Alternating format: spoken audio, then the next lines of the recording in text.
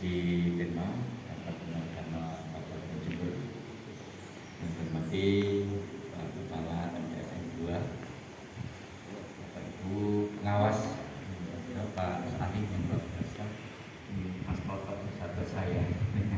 Terima kasih dikawal Mas Toto dari kantor sampai ke sini. Kalau yang seperti ini tidak ketemu Pak, karena memang di Mas Toto ini satu angkatan kuliahnya dengan saya. Dan tidak pernah ketemu kalau tidak ada pas tugas ini lah kita manfaatkan silaturahmi. Alhamdulillah semuanya dari Bapak Ibu Kepala Satu Negeri yang hadir pada kesempatan ini, Bapak Ibu Guru yang hadir. Alhamdulillah kita bersyukur kepada Allah SWT karena hanya puji syukur dan nabi Allah. Salam dan salam semoga tetap tercurahkan pada junjungan Nabi besar Muhammad SAW. Terima kasih waktu yang disampaikan. Mungkin saya tidak banyak yang kami sampaikan, hanya memanfaatkan ya. Dan ini seperti apa yang disampaikan memang tidak kami rencanakan. Kami ya maunya tidak formal juga, dan saya tidak tahu nanti yang saya sampel yang mana gitu saja. Ini terus terang kami melaksanakan tugas kami adalah salah satunya melakukan penilaian kinerja kepala madrasah yang kita dengan PKKM 4 tahunan. Memang sesuai dengan regulasi yang ada, maka kepala bidang adalah sebagai tim, ketua tim. Dan ini sistem ini baru berlaku di Jawa Timur, di provinsi lain belum Pak. Ini dalam rangka untuk menjaga kualitas, yang membangun kualitas madrasah. Jadi sistem ini alhamdulillah sudah jalan sejak tahun 2019. Ya, walaupun karena kita di masa pandemi, tentunya berbagai moda atau cara atau metode penilaian yang kami lakukan. Di tahun lalu kita murni online gitu ya, artinya daring. Jadi wawancaranya juga daring. Nah, tapi alhamdulillah itu bisa kami lakukan karena memang masa pandemi. Dan saat ini kami gabungan. Jadi ada yang daring, ya ada yang cukup dengan ada yang sempat kami hadiri sebagai sampel untuk proyek beberapa hal. Nah, sementara yang tidak sempat kami karena sudah juga menerima dokumen-dokumen soft copy-nya sudah kami baca. Jadi kami menggunakan ya dua cara, yang kami sempat kami datangi dan tidak, masih masa pandemi COVID. Ini sekali lagi saya pikir sistem yang harus kita lakukan untuk bersama-sama amanah membangun dan mengembangkan madrasah terus lebih baik, jadi tidak dikelola asal-asalan. Kalau dulu kan ada pilihan hias, makanya juga begitu pas kepala madrasahnya bagus ya tinggi madrasah itu, begitu ganti kepala ya hilang lagi yang dan harapan kami madrasah itu akan selalu naik, tambah naik. Itulah harapan kami.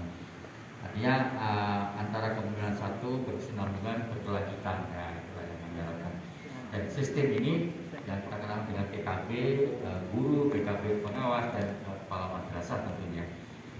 Bapak Ibu yang saya hormati, memang membangun madrasah itu ada membangun fisiknya, ada membangun SDM-nya. Membangun fisik itu penting juga, tapi ada yang lebih penting yaitu membangun SDM-nya itu. Ya. Jadi bangunan gedung, tongkrongan gedung yang megah, yang tinggi itu penting juga, tetapi ada yang lebih penting yaitu membangun SDM-nya. Apalagi di masa pandemi ini, maka SDM guru-guru kita yang kita butuhkan saat ini adalah kreativitas untuk bagaimana kegiatan pembelajaran tetap berkualitas gitu.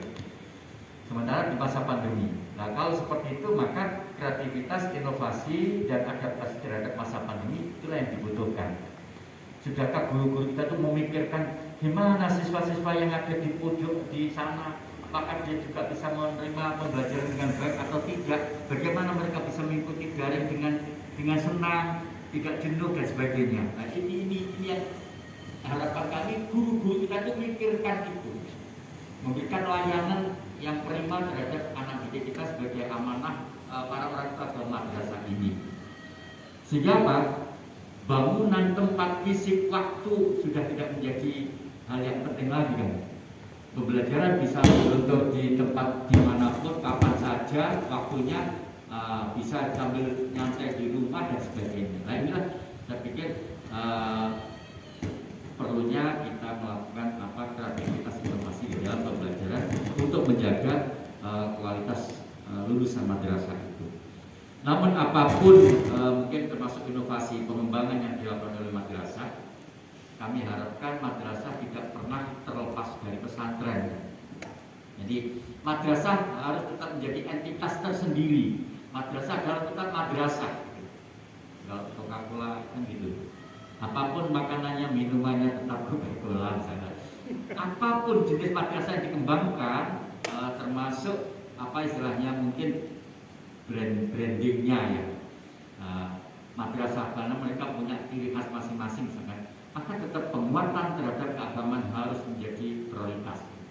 Pembelajaran atau pengintegrasian nilai-nilai agama harus tetap menjadi prioritas, artinya tetap 100%. Ini sesuai dengan PMA 96 penyelenggaraan madrasah, bahwa madrasah adalah sekolah umum yang berciri khas Islam. Dan inilah yang tidak yang membedakan dengan lembaga-lembaga pendidikan yang lain.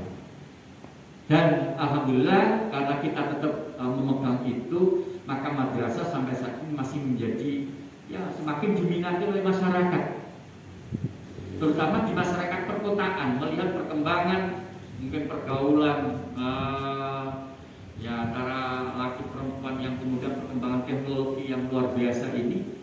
Sekarang itu orang tua khawatir semua, sehingga kalau saya sempat tanya ke beberapa orang di perkotaan, ya mungkin di kecamatan, kalau ditanya, Pak, pengen putranya sekolahkan tentu di, saya tanya di mana mau sekolahkan? Ya, nggak usah muluk-muluk Pak, saya sekolahkan yang membuat anak saya itu taat ke orang tua, patuh ke gurunya, cukup sederhana. Dan itu ada di madrasah.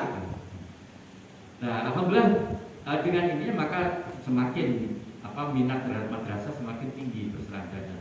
Karena apa? Orang tua akan ayem. Jadi dia kalau disekolahkan di madrasah dia lebih tenang, itu yang dibutuhkan orang tua. Nah kalau sudah seperti itu ternyata kok prestasinya juga naik, semakin itu yang luar biasa. Jadi inilah yang harus kita kembangkan. Apapun ciri khas kembangkan madrasah, maka penguatan keagamaan harus menjadi prioritas juga. Nah itu semuanya ada ujung tombaknya dari guru ya. Jadi guru-guru kita ini harus tetap meningkatkan kreativitasnya, inovasinya, dan ini menjadi tugas kepala madrasah. Jadi menjadikan guru yang profesional, guru yang berinovasi, guru yang kreatif itu adalah kepala madrasah. Nah, dengan sentuhan dengan semua Bapak Ibu kepala madrasah, itulah nanti guru-guru akan menjadi guru yang profesional, dan dari tangan guru-guru yang profesional itulah nanti akan muncul lulusan-lulusan siswa yang berprestasi. Nah, panjenengan di kepala madrasah tentunya juga akan bisa melaksanakan fungsi dengan maksimal dengan baik apabila panjenengan didampingi oleh para pengawas-pengawas yang luar biasa, pengawas-pengawas yang profesional, yang mau mendampingi, mau mendatangi, mau membimbing kepala madrasah, dan juga para guru-gurunya, mendampingi para guru-gurunya.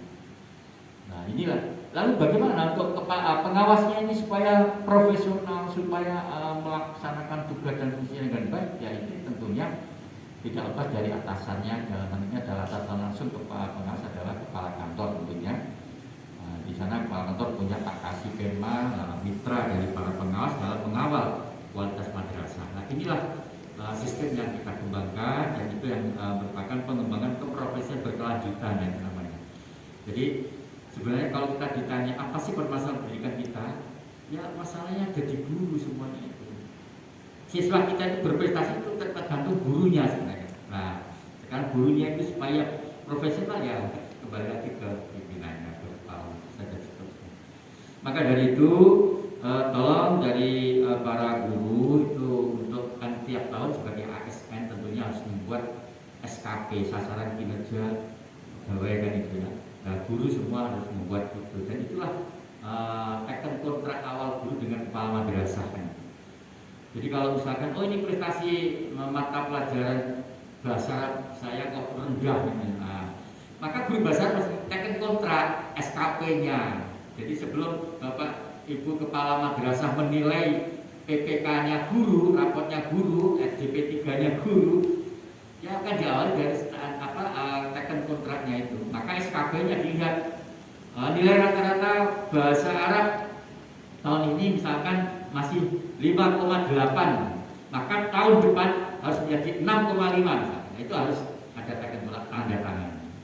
Nah, nanti nilainya di PPK-nya guru bahasa Arab dilihat di akhir tahun pembelajarannya nilainya berapa, oh melampaui 65 atau masih kurang. Nah, disitulah nilai PPK-nya itu 80, 90 atau mungkin 100 barangkali. Nah, ini demikian pula kepala madrasah juga membuat SKP yang satu negeri berarti atas langsung ada kepala kantor dan sebagainya. Nah, itu juga membuat mengawas juga membuat SKP dan sebagainya, sehingga benar-benar terukur lah.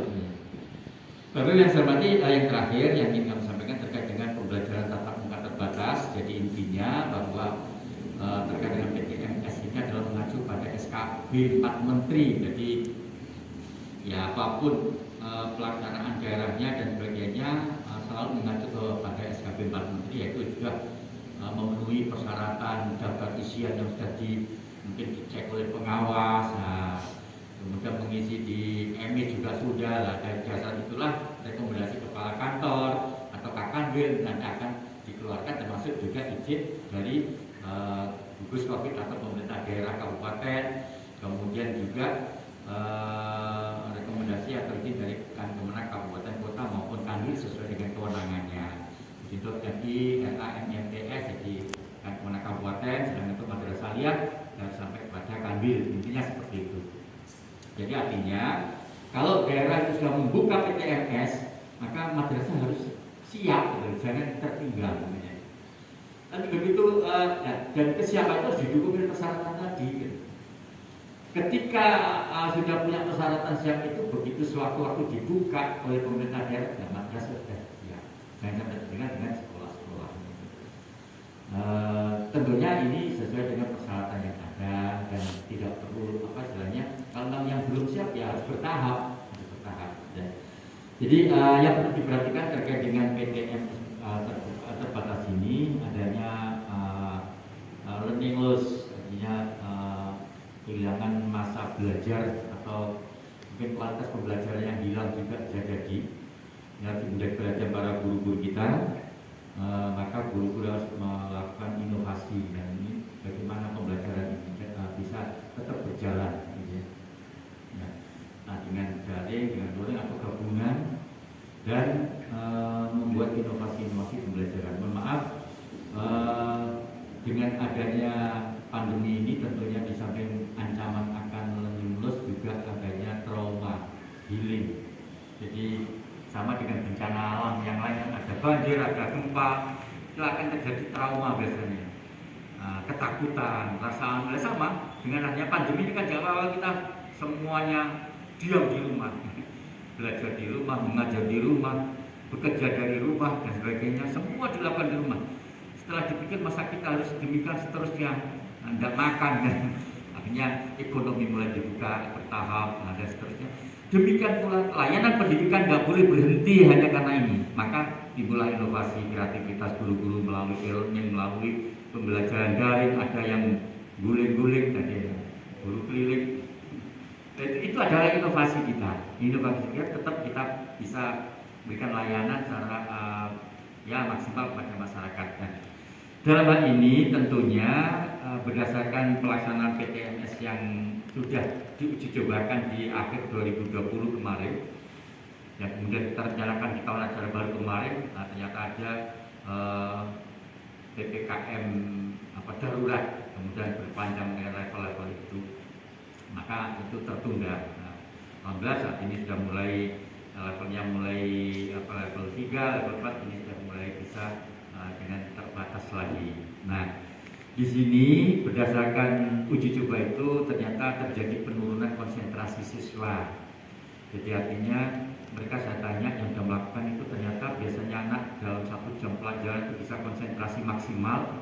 Ini ternyata tidak sampai 50%, bahkan 60% anak sudah gelisah, sudah main game, sudah ada konsentrasi. Lah ini guru ini ada tantangan gimana supaya menarik seperti itu. Maka bisa saja hal ini solusinya mungkin bisa melakukan kerjasama. Anak-anak seperti ini perlu diberi motivasi, perlu dibangkitkan, perlu belajar bermain barangkali seperti itu. Mungkin dengan fakultas-fakultas psikolog didatangkan. Ya seperti kalau ada bencana anak-anak diajak nyanyi-nyanyi dulu itu adalah untuk menghilangkan trauma.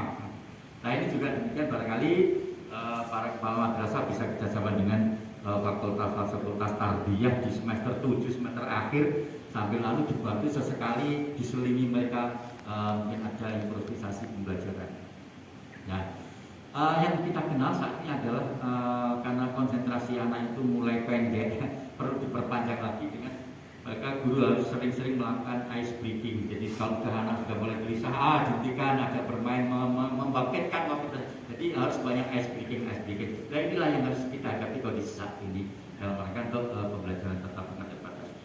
Saya kira itu Bapak Ibu yang saya hormati. Mohon maaf dan terima kasih selama kehadiran saya di Jember luar biasa penyambutannya. Jadi walaupun dengan keterbatasan yang ada, semua tetap disiplin untuk menggunakan masker gitu ya.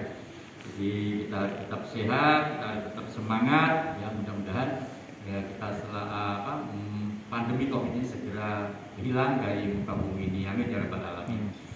Nah, terima kasih Bapak Ibu yang saya hormati. Jangan lupa cuci tangan sampai bersih. Sekian, terima kasih. Wassalamualaikum warahmatullahi wabarakatuh. Baik.